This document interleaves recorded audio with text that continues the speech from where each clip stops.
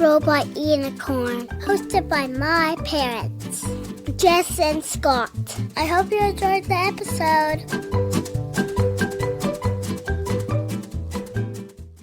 All right, well, good morning. Hey, what's up? Not much. What's up with you? I am actually quite excited about this conversation. Hopefully people who have been listening actually enjoy a bit more of the research, because I find that the episodes where I'm able to do that, I'm so much more, invested or interested in. It just... Yeah, Scott's getting pumped.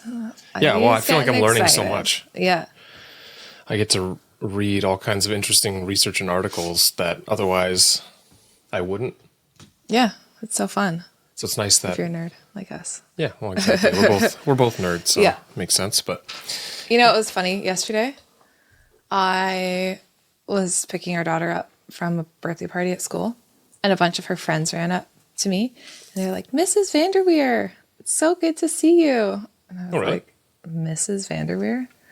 No. No. I just thought that, I know that's, not this, we're talking about peers, but that was the first time, usually our friends' kids call us, Aunt Jess and Uncle Scott, or Miss Jess, or whatever. That was the first time I've been called Mrs. Vanderweer, and I was I'm not loving it. That's Scott's grandmother.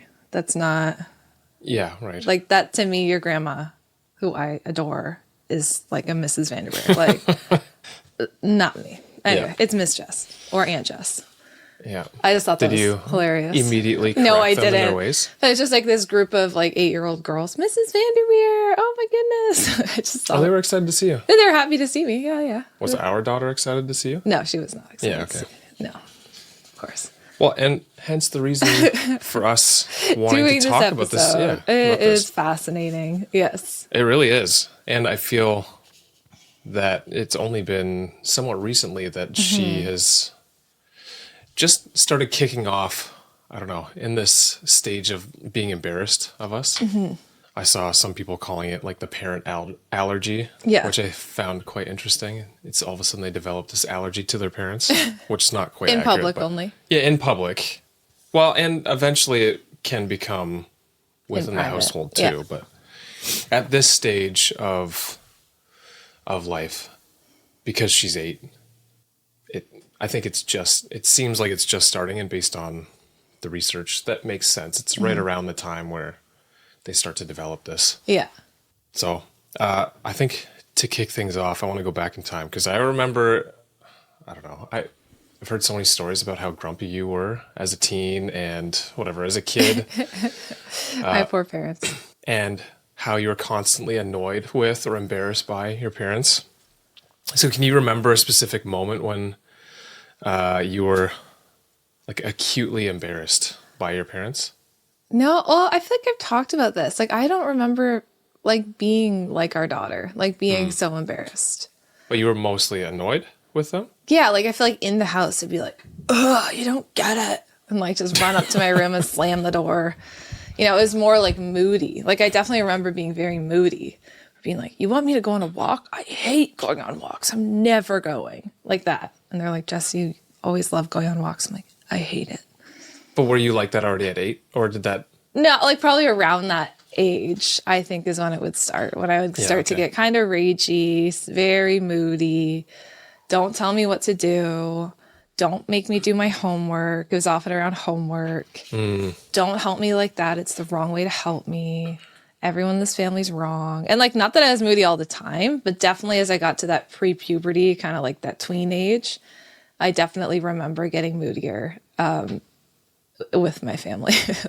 There's a few pictures of me on family vacations where I'm just sitting there side eye. Oh, yes. Side eye to the whole family. A bunch of great photos of you. Even though my parents were great, and they're genuinely, and this is where I laugh with my parents. I'm oh my goodness, we're going through the same thing.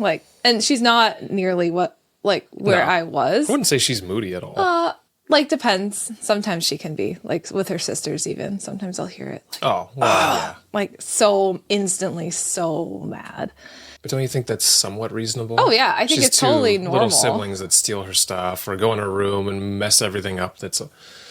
I feel like that's a reasonable thing to be upset about versus it sounds like you were a little unreasonable with. Oh, totally. But like that's as I got older and more like into puberty and the teen years, you know. But I will say a moment of being embarrassed doesn't really come to mind from my parents. Like I've embarrassed myself plenty of times. Maybe I was just more embarrassed about myself. But again, makes sense based on what I was finding in the research. Yeah, like I more so would remember like the tiniest moments that I embarrassed myself, like showing up to school and I didn't wash all the shampoo out of my ears properly. And everyone was like, you have shampoo in your ears, you know, like just kind of lingering shampoo. And me being like, oh, like it's so embarrassed, you know, try and wash it out. Or me, I think like I have a lot more embarrassment and shame lived really close to the surface for me in the things I did for myself. And that's what I remember more so than my parents embarrassing me. Right. Yeah, I can see that makes sense. And going back to our episode on impulse control, where we talked about the developing brain, that does make a lot of sense. And just as a refresher, there's what they call the great imbalance in the brain, where the limbic system, which is the emotional center of the brain, it's, let's say, the more ancient part of the brain, that controls your quick like feelings and reactions to things, that develops at a faster rate starting around that age, like the, let's say 9 to 13 age during puberty years. Right. So that's starting to develop faster than the prefrontal cortex. And I saw I just have to look through my notes here, one article just, I think, described it quite well, where they said that this period, so when kids start going through puberty and start changing, their brain develops differently. Their brain has this powerful accelerator, but underdeveloped brakes. So the powerful accelerator is the limbic system, like able to help them make quick decisions, do things quickly, react quickly. But then their prefrontal cortex, which is the logical aspect of the brain, is not developed enough to actually hit the brakes. Or hit the brakes fast enough, at least. Yeah. I thought that was a great way of describing it. So it makes kids going through this, teens, more prone to emotional and impulsive decisions, especially. So there's been a bunch of research on this. And again, if you are interested, go back to that impulse control episode, but especially in social situations. Mm-hmm. So as soon as there are other kids around their age, or even if they just perceive that someone else their age is watching, they change the way they make decisions, which, yeah. It's fascinating. It is fascinating. But that's it's a part of the development of humans. Like we all went through it. Everyone was there.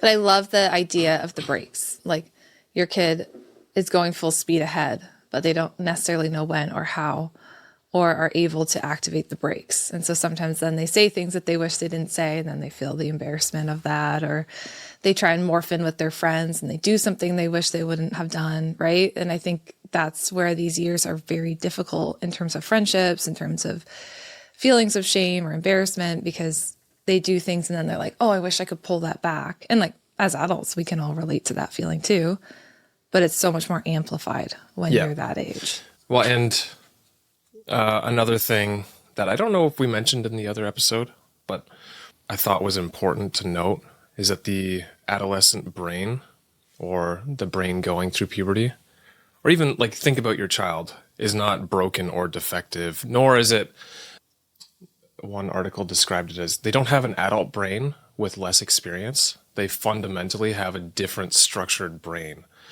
And it's actually going through all of these stages of change, so pruning and neural pathways are strengthening, but it's a fundamentally different structure. So it's not the same as ours, just with less experience. So they are just less mature because they don't have the experience or knowledge that we have. It's literally, they have a different structure in their brain at the moment, and it's developing, it's changing up until mid to late 20s. Yeah. Which I've never read something that was so clear on that, which I don't know. I thought that was important to note. Yeah, I've said this often in terms of kids are not mini adults and teens are not mini adults and tweens aren't mini adults, like you said, with less experience. They simply are different. Their brains are wired differently. And so the expectations we have on, especially I feel like as they get to be teens, we often have these adult expectations on them, but it's unfair because their brains aren't developed in the same way an adult's brain is wired. And I had this conversation and maybe this is skipping ahead with someone the other day because I was saying how it's important for tweens and teens to be dependent on their parents still. And they were pushing back, being like, well, don't you think they're actually over dependent on their parents? Like parents are hovering and being helicopter parents and da da da. Right. And I was like, okay, I hear you, but that's unhealthy dependence. But I think what we often feel is like, oh, they're teens, like they need independence. They need to do their own things and make their own mistakes. And like, there's an element of that where we do step back a little bit in the teen years, but we need to remember that they are not adults with fully formed brains and logic and reasoning systems in their brains. And they do need to be able to fall back on us and rely on us in those years. And we can't just say, oh, well, they're this age, so now they should make their own choices, because often that's where poor choices are made or where their peer influence becomes the thing that the deciding factor on the decisions that they make. And we see that all the time in teens getting into bad situations when it's their peers that they're dependent on. Now, do you think people asking those questions are thinking about things way too black and white? Because it sort of feels like, I don't know, people think you either have to be so strong-handed and it's my way or the highway. You don't necessarily need to know why there are rules in place, but these are the rules. Versus you go to the exact opposite side of like you're coddling, you're like, I don't know, it's almost you're babying your child too much versus I think there's somewhere, it's somewhere in between and it might be more heavily one direction or the other based on the type of situation that you're in. I feel like there's almost three. Like there's three ends. So there's the coddling, right? Of like, well, I'll take you everywhere and I'll never let you alone with your friends. And I'm going to read every single text message you've ever sent, that. Or I can't trust you with using this thing or doing this on your own. And it's just like the over the shoulder, like, I don't trust you. And then therefore the kid's like, I can't be trusted, and that's difficult. And then they're teens, like let them do their own thing. Kind of like, I'm totally hands off. I've washed my hands of them. I'm doing my own thing now. And then there's these are my rules. It's my way or the highway. And if you can't follow my rules, then, I take away your privileges or whatever it is. Like, I feel like those are kind of like the three strongest ends. And then I agree. Like, you think there's something else that's kind of within I think there? the first one, the last one you described are basically the same. But. The rules. But I feel like there's rules in like a harsh way. But then what I'm seeing and what this person I was talking to is saying, these parents genuinely are kind and loving and like supportive. And they're not trying to be harsh with their kids, but they just like, they can't let them do their own thing at all. Like, so they're just with their kids all the time. Whereas like the my way or the highway to me is more like, I'm just setting a rule and you better follow it. And if you don't, like, I'm going to try and enforce it. And those, I feel like that's where the teens really push back. And they're like, fine, then I'm going to go out partying with my friends or whatever. Do you know what I mean? I do feel like those are two very different things. And I feel like the coddling parent is genuinely trying to like be loving and be caring. And they have their own, like, I could see myself doing that if I don't. Essentially, I could see myself being the coddling parent if I'm not mindful of it, which I will be. But like, it'll be so hard for me to be like, okay, yeah, like you have your license. Why don't you drive yourself to school today? Like my instinct would be like, I'll just drive you to school every day. Like, I don't want you to have to ever do that on your own or, so that's the dance of like, where do I pull back? Where do I step in? How do I let them to be dependent on me without over dependence or unhealthy, I should say, dependence. I don't know. I feel like it's such a dance. Yeah. I'm not convinced that I'm clear on that. What part are you not clear on? I, to be honest, feel like it's kind of a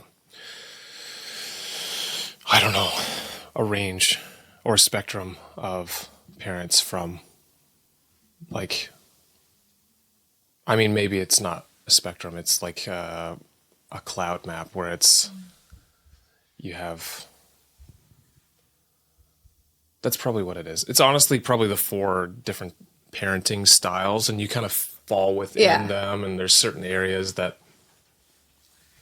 but again, I feel like people are way too black and white. Like, you have to be at the extremes of any one end of it. Yeah, I think that's a good way of describing it, the cloud map with the different parenting styles in each. Yeah, I think that makes more sense. Okay, so looking through the research, it seems that teens, or let's say children, especially once the limbic system starts developing at a faster rate,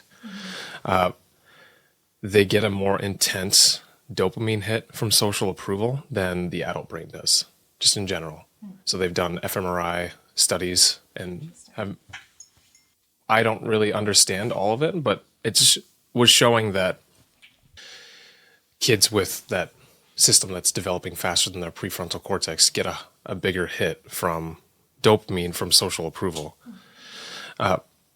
So when you see teens prioritizing social media likes over real world responsibilities, or kids like our 8-year-old choosing to not have us come to the birthday party with her rather than have us come to the birthday party with her because she wants to be with her friends.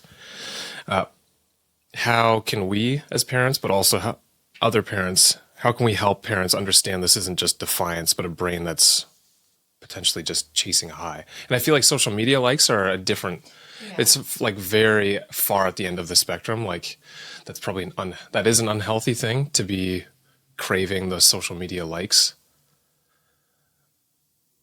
But in a simpler situation, like our 8-year-old wanting to be a little more independent and away from us and go to this birthday party on her own at her school, how can we help parents understand that that's actually a normal desire for children, especially at this stage of their life? Yeah, I mean, I feel like the way you just described it makes perfect sense, right?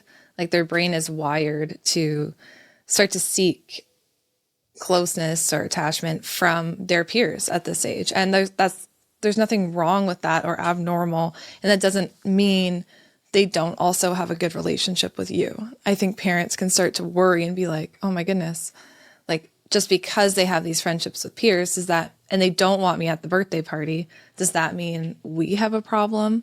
Right? So I think for parents, just taking that deep breath and being like, no, it actually is developmentally normal. It's typical for kids to want to have those relationships with their friends and not always have their parents hover and their parents around, right? So then it's like, okay, so where's the balance? Like, how do we do this in a way that feels healthy? It still feels safe for our kids, and we're not giving them too much independence, but we're also not smothering them and saying, no, I'm forcing myself into this birthday party. Yeah, you're not capable yet. You can't do it. You are actually capable, and it's a safe environment.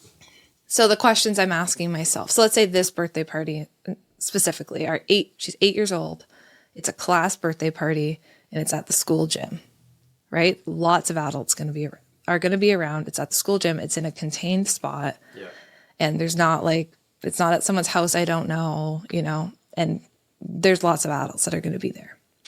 We talk about it. We talk about it with our daughter. We talk about it ourselves, and we say, you know what? This feels like a safe option. We feel okay with you doing this birthday party without us being there, and we'll pick you up at the end. And we talk her through it, and she's okay. She doesn't want us to be there. We talk about who can you talk to if you need to get a hold of us, like who has our phone number, who's the trusted adult, all of these things. And we let her do it. And then I pick her up at the end of the birthday party, and we talk about what happened, and it went well, and, we discuss it. And I think that that's a really healthy way to help her build the independence, but also know that she can come to us if anything happened, and how she can get a hold of us. And we talk about things like safe behavior, unsafe behavior, all of that to kind of set her up for success. Mm-hmm. Now, what I probably wouldn't feel comfortable with is, let's say it's the same scenario, it's her whole class, but it's at someone's house that we've never met before. I don't know the adults that are supervising this birthday party. I know there's tons of kids there, and I just don't have enough information to feel comfortable with setting our daughter there by herself, right? So in that situation, I might be like, look, I'm not comfortable with this plan and I'm going to come, but I'll hold back. Like, you hang out with your friends, not like I'm going to be beside you the whole time. But because of this and this and this reason, I'm not going to send you by yourself. So it's still the parent's decision at the end of the day, but we kind of have to look at when are these instances we can give them independence and when are times that we've decided that this is not a safe situation for our child and we kind of stand up and be like, no. Yeah, I think that makes sense. And especially if, let's say, we as parents are teaching them the body safety tools so they know how to react in certain situations and what to do. And I don't know, like we're preparing them for being away from us. I can see you in some situations might give them the independence and let them do it versus other times you wouldn't. Yeah. I think that makes sense. Yeah. Now, before we get into the next part of this discussion, I just want to ask what your opinion is on the developmental psychologist, Erik Erikson. I think he's done a lot of really important work. Yeah? Yeah. Okay, that's good. I wanted to make sure that you actually... Yeah. I think a lot of his work is foundational still to developmental psychology, like to this day. Yeah, it honestly seemed like it in what I was reading. And I was just reading up on his, I guess, theories around each stage as children grow. And around this age where they're starting to become adolescents, he talks about the crisis identity versus role confusion, where the primary work of those years when they're going through puberty and their brain is developing is to answer mainly the fundamental question of who am I? So they're trying to figure that out. And to do this, he just said that kids engage in periods of experimentation, trying on different roles, beliefs, behaviors to see what actually feels authentic to them. And they tend to push parents away a little bit because they're a symbol of them being a child and independent versus at this stage, their brain is actually trying to help them become independent from, let's say, their parents. They're trying to become their own person at that point. So they're able to take on the thoughts or think about what are these other kids thinking about me in this situation, and what if my parents are around and my mom yells "I love you" across the parking lot to her. What are my friends going to think about that for me? Am I still a little kid? Am I still a baby to them? Like, that's essentially what I understood he was saying in this stage of growth. Yes, and I think that this stage of growth is really important to understand that as parents, what will push our kids away in this stage, we're talking about like tweens into teens, is telling our kid, this is who you are, this is what our family believes, without asking them what they think and trying to help them develop their own sense of identity. So when we are kind of like forcing our beliefs, and this goes into adulthood, right? Mm-hmm. But when we start to tell them, this is how you think, and this is what you believe, and this is what our family does, a child might have their wall go up a bit to their parents, right? Because what they're trying to do is figure out, yeah, but who am I, right? That's you. And for the first time in my life, since I was born, I'm realizing that I'm my own person and I have to kind of figure out who I am. And so what we want to do is be on our child's team to help them figure out who they are. What do they like? What are they interested in? What do they think of certain things? What does it feel like to be with your friends? What hobbies do you enjoy, right? Instead of us just telling them this is it. And that's a journey. They're not even going to have the answers at all at first. Yeah, right. But the more we can help our child build their own identity and know that we are there to support them on that journey, it helps them know who they are and actually makes them less susceptible, let's say, to peer pressure, to peer influence that's negative, because they have a sense of who they are, right? But part of that is they also need to know that they have a sense of who they are and that still means that they belong in your family. Because as soon as they feel like, well, you know, I'm this way or I like these things, but that means that I don't have a spot in my family because they don't like so simple, they don't like sports. Like my family doesn't like sports, but I really like it. and I want to do more sports, but my parents say that's not what we do in our family, well, then your child starts to feel like, oh, maybe I don't belong in this family anymore. And like they pull away and they start pulling to peers who they feel like they belong with. So I think the underlying message needs to be, I want to help you in your journey to discovering yourself and figuring out who you are. And no matter what, I'll always love you. You'll always have a place in this family. I think if we can do both, we can really support them through this transition. What about, because I can imagine some parents may be like, whoa, you're telling me that I can't share our family values with our child and say, this is what we value as a family, and this is how we do things as a family. Like, that's kind of what it sounds like, and I don't think that's what you meant. Because I think it's still important to have family values and say, this is the lens through which we as a family see things. But we're having that discussion with our kids, right? Yeah. So I even love the idea of making your family values together. Like, what if even a couple times a year you sit down at the table and be like, what does our family value? Let's all put input into this. I'm just going to say, that sounds very, I don't know. That A lot of families do that, and I would love to do that with Are you our serious? kids. Yeah, that's like actually a common thing a lot of people do. To like sit down and talk about what's important to our family. What do we value? I'm going to say the vast majority of families do not do that. Do you really think? Not the vast majority, but I know people do that, and I personally love that idea.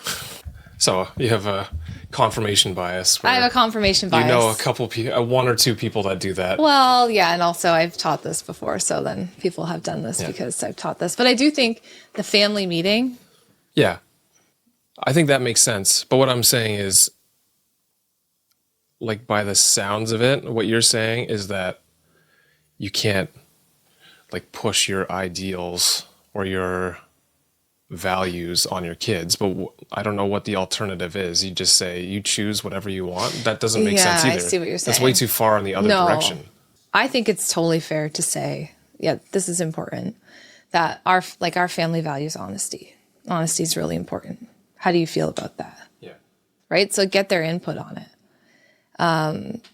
Or, in our family, it's really important that we talk about the hard things together.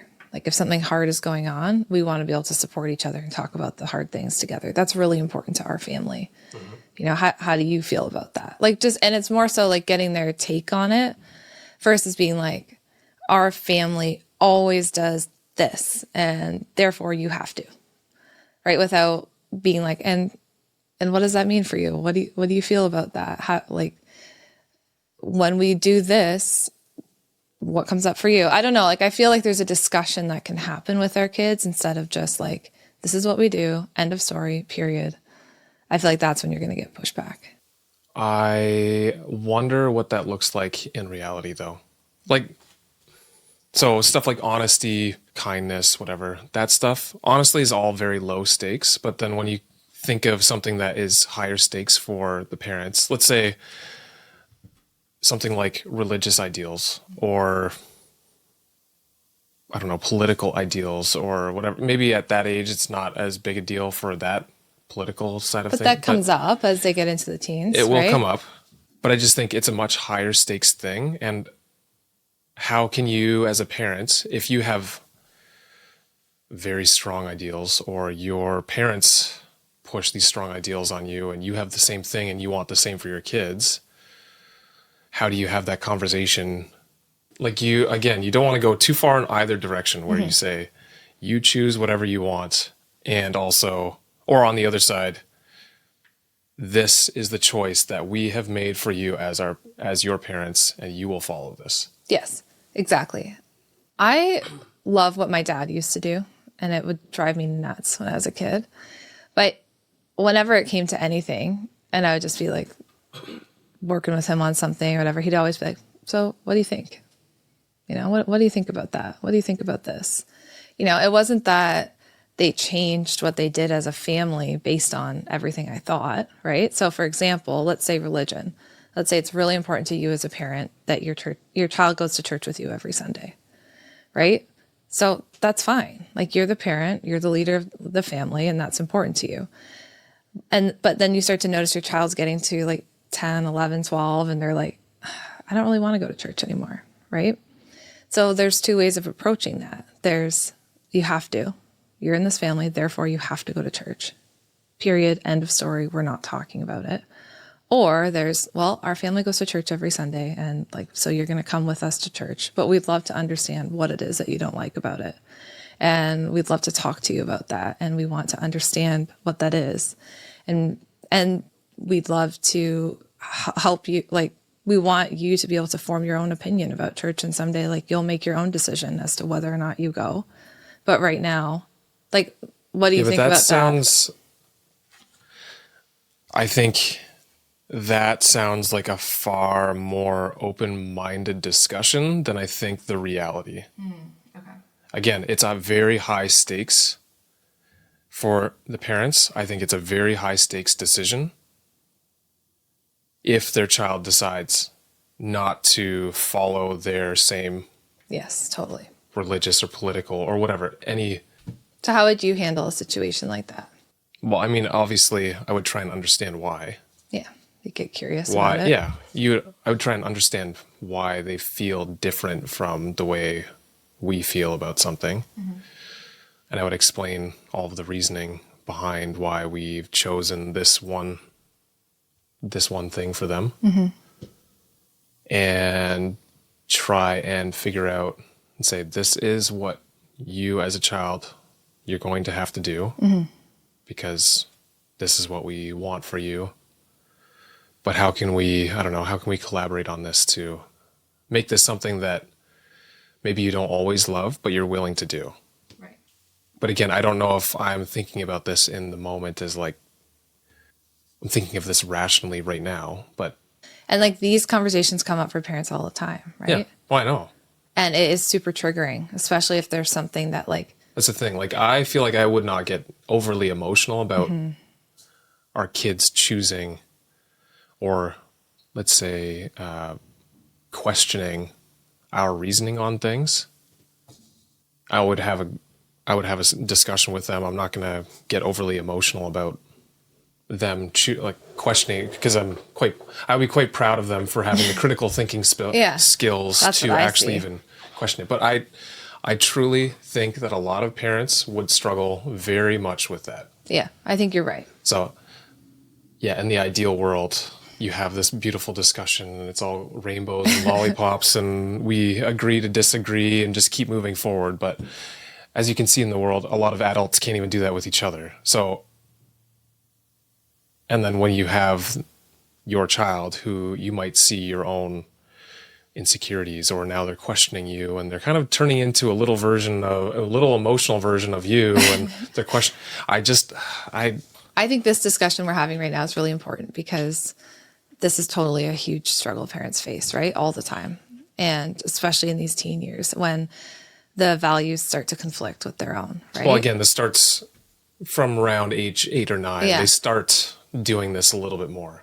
And I think it's an important reminder for all of us to be in tune with, before this happens, if we can, like, what is going to be really triggering to me? Like, if my kid comes to me, you know, and I've said this so many times to parents, but like, typically the age where, let's say, we acted out the most or we had the most struggles, or the things that we really struggled around, like, that's going to be our biggest trigger. Yeah.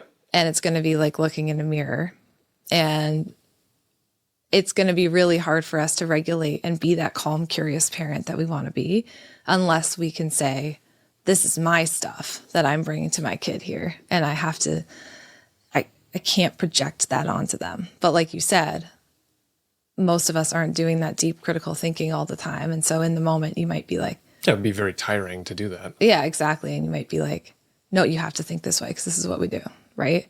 Because so much of your identity and you worry that your kid is going to go off the deep end, right? And I think the other thing with this age is sometimes we take, and I don't know how to say this, but like sometimes we take what our kid says in one moment, like almost too seriously. Like if they say, let's just bring the religion example in again, I hate church, I don't want to go. Then we start to spiral being like, they're never going to go to church again and they hate church and da-da-da and this and this. Meanwhile, like what we've just learned, they say a lot of things. They don't have the brakes on what they're saying. So we don't need to take everything we can be curious, we can be calm, we can be compassionate. But you don't need to take everything they say at complete face value. Like, this is what they're going to believe for the rest of their life. Yes. Because I do feel a lot of parents in my practice will come in because their tween has made like one passing comment one time on something. And now they're like, oh no, like this is it forever. In the review that I wrote, basically the articles that I was reading were suggesting that it's much easier for an adolescent's brain, tween to teen brain, to make a comment like, you're so annoying or I hate you, versus them thinking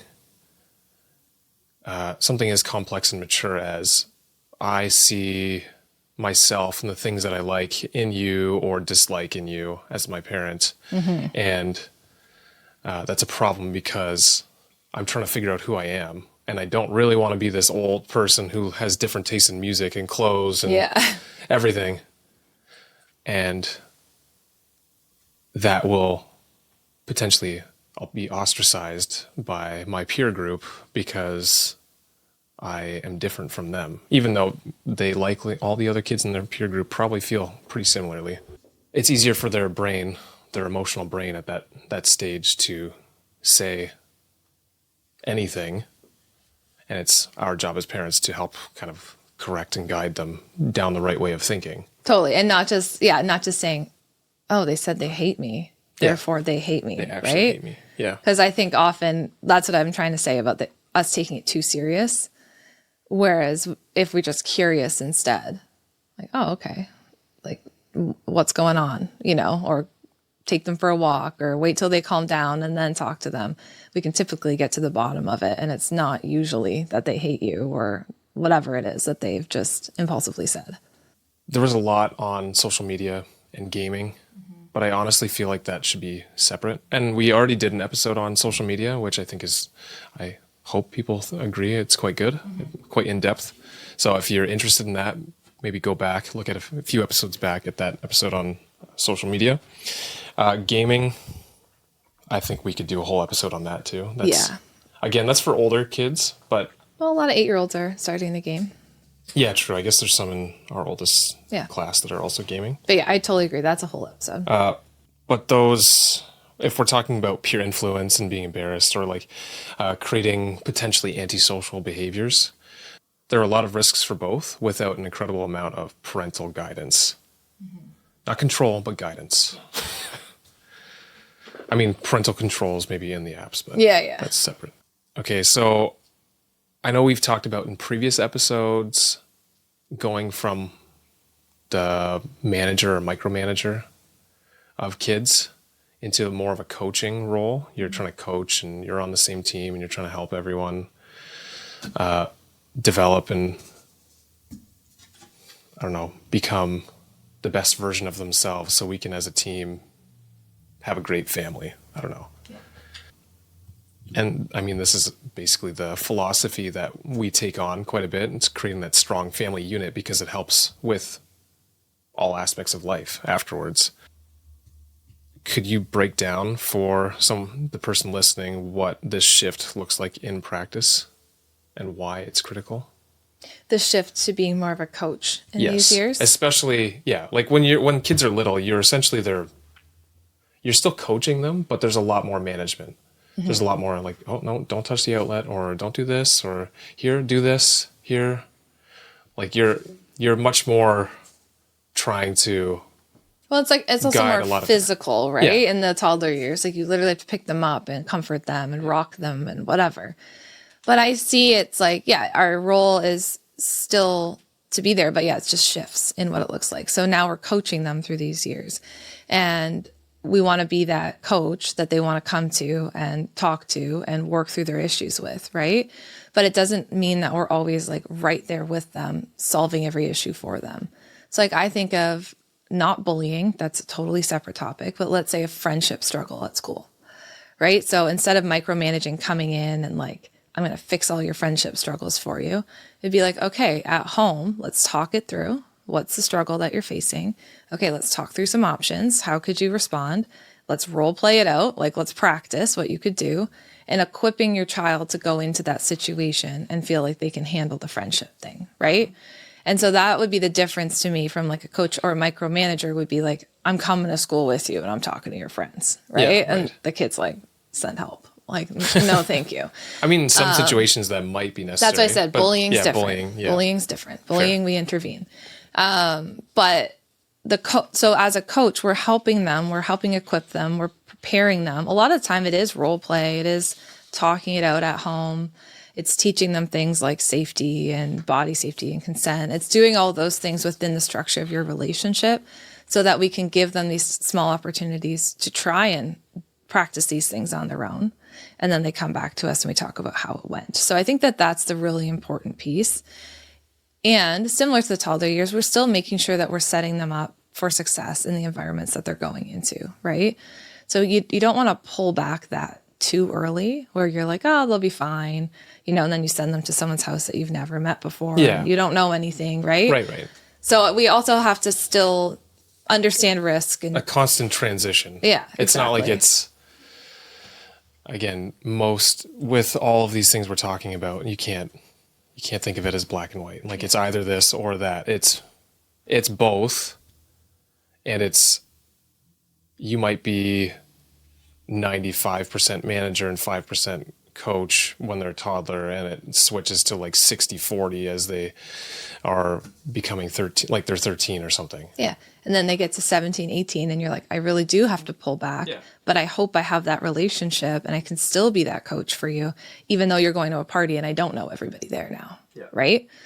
So it is that like, it's constantly kind of evaluating where are we at, how much can I give them, and trying to understand the risk while doing the dance of dependence and independence. Yeah. One interesting thing that I read in an article was that just a way of visualizing all of the work we do as parents to create this safe relationship, or this relationship that we have with our kids, it acts as a social immune system.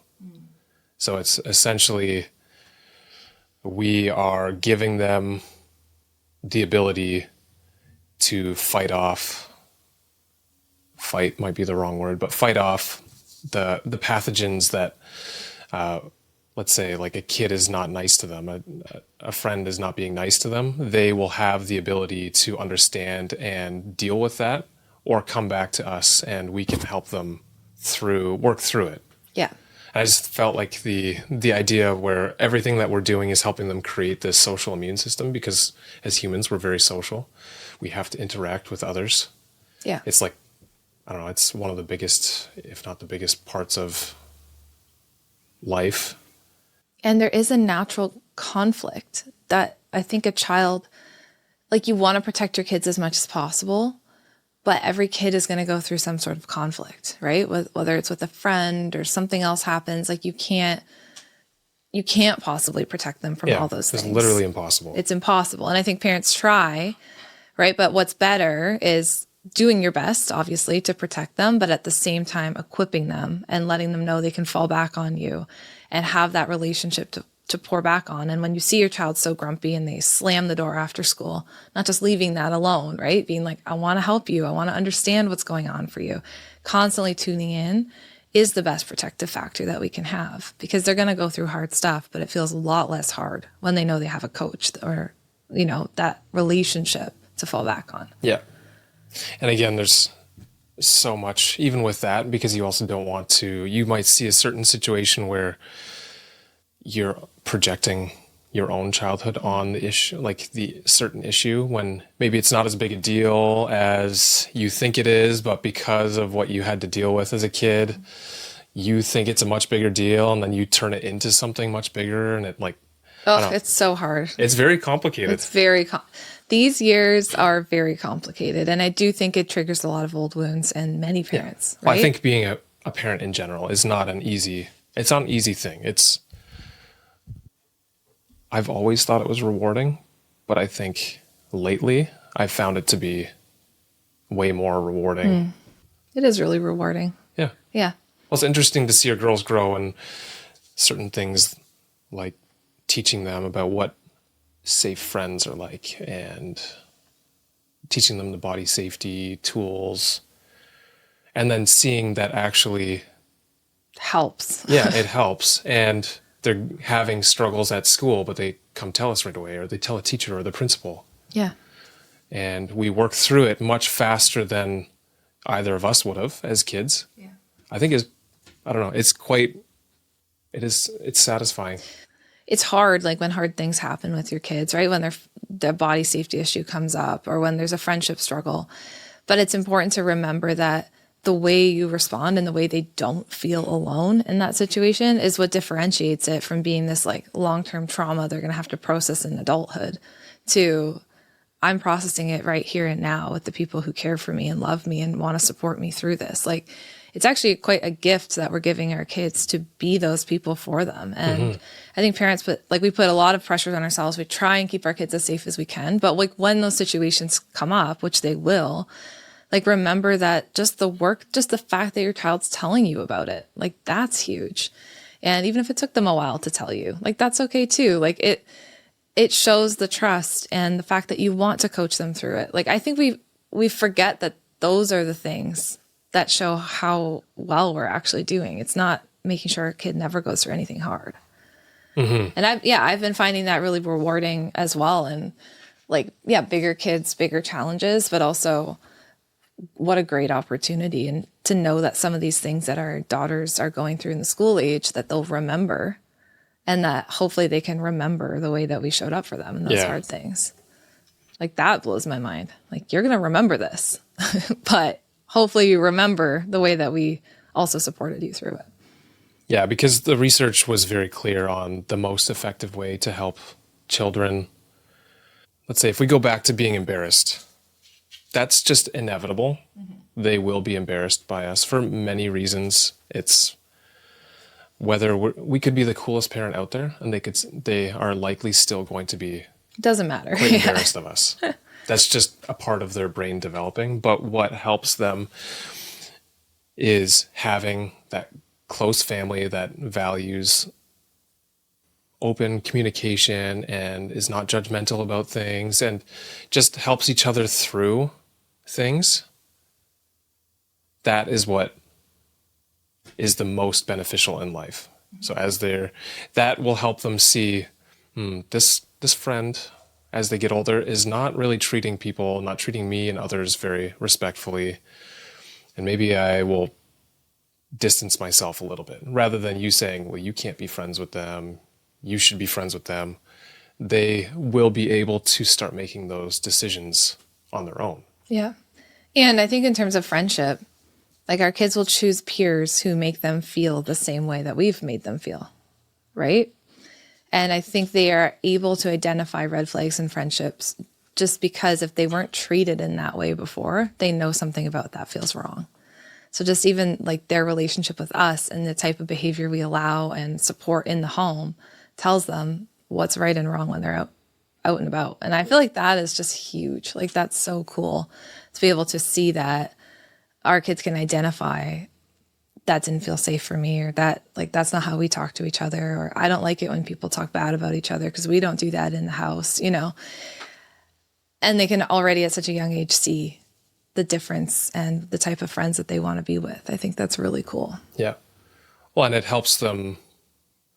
Again, what I was reading in the research was that their friend group or their peers help influence both positive and negative behaviors. But the family life that they have helps them steer, let's say, in the right direction or wrong direction towards peers. So if you have a very safe-knit, close family, they're much more likely to find peers that make them feel that same way. And those peers will actually help amplify each other and the best attributes of each other. So it's all interconnected. I don't know, it's quite interesting. I think it's so cool. I love understanding that and seeing that just how much our influence matters in the home. I think it helps us wants to be a good influence for our kids too, right? We want them to have healthy peer relationships. We want them to have healthy romantic relationships someday. So it's a motivator for me to do the work on myself, to not get so triggered by them, or to, go take a break instead of losing my cool, or to ask myself, is this about her, or is this my own thing that's coming up right now? It's very motivating. With all your professional and personal insights, what is one piece of advice you would give to your own self, if you could, when you were, let's say, at our daughter's age into the teen years? Or what's maybe one thing you would want to say to yourself at that age? Every other kid feels like you. That's what I would want to say. Because I felt, and every tween girl feels like I'm the only one who feels this way. I'm the only one who's embarrassing myself every day. I'm the only one who's not good at these things. I'm the only one who's insecure. I'm the only one, whatever it is. And I see this in the tween girls in my practice all the time. Every one of them thinks they're the only one with friendship struggles, and they're the only one that the other girls don't like. But they're all in the same class, and that they all feel that way. So I think letting them know that it's just normal. And I would let myself know, Jess, you're not the only one. Pretty much every other girl in your class is feeling this way too. And I think that would have really helped me. Nice. Okay, and to wrap up, what is what you would say the single most important message you want to leave parents with who are in the thick of these years and big changes? Because I think this is fundamentally different from, let's say, toddlers and preschoolers. Don't let your kids push you away. They might try, right? They might yell. They might say, I hate you. They might storm off and slam their door and say, I don't want you to come in. Of course, there's time for space to calm down, but don't follow their lead and be like, well, I guess I should just pull away then. They need more space. These tweens need you, but they will try and push you away. That's their job, right? And your job is to, maybe they calm down in their room and then you come up with a tea, or you come up with a plate of nachos, or you're like, hey, let's go for a walk and go grab a hot chocolate. Your job is to just keep showing up and don't take their words when they're angry at you so serious that you stop. So that would be my biggest advice. If you can just do that, showing up with curiosity, that is the number one thing you can do. And your kids will feel that for years to come. Nice. I think that's a great way to end this episode. Beautiful. Well, this is a fun one. Yeah, you liked it? Very interesting. I could have talked about this for 6 hours. Oh, yeah, I know. To be honest, I skipped a lot. We might have to come back to this topic soon. Yeah, I skipped a lot on this one just because... And I feel like we went in a little bit different direction than I was originally anticipating, but that's okay. I think it was a good discussion. I think it was really good. I kind of like it when we're not 100% on the same page with things. I think it makes for interesting discussion. And also the point of the podcast is to just help people think and reflect and kind of figure out what's going to work for them. So it's important to see sometimes that there is some different perspectives. I think that's helpful. Great. Well, Perfect. Thanks for listening today. Hope you enjoyed the episode. If you did, leave us a comment or a like or send us an email. We really appreciate it. Perfect. Talk to you next week. Hey, thank you so much for being here and listening to this episode today. It means the world to us to have you here. If this conversation was helpful for you, it would mean a lot if you could like and subscribe. That just shows us if the conversation is meaningful and helpful and helps it get out to more people. Also, I just wanted to let you know that every week we have a new episode drop. And if you want to be notified when that happens, just hit the little bell icon. Again, thank you so much for being here, and we'll talk to you again next week.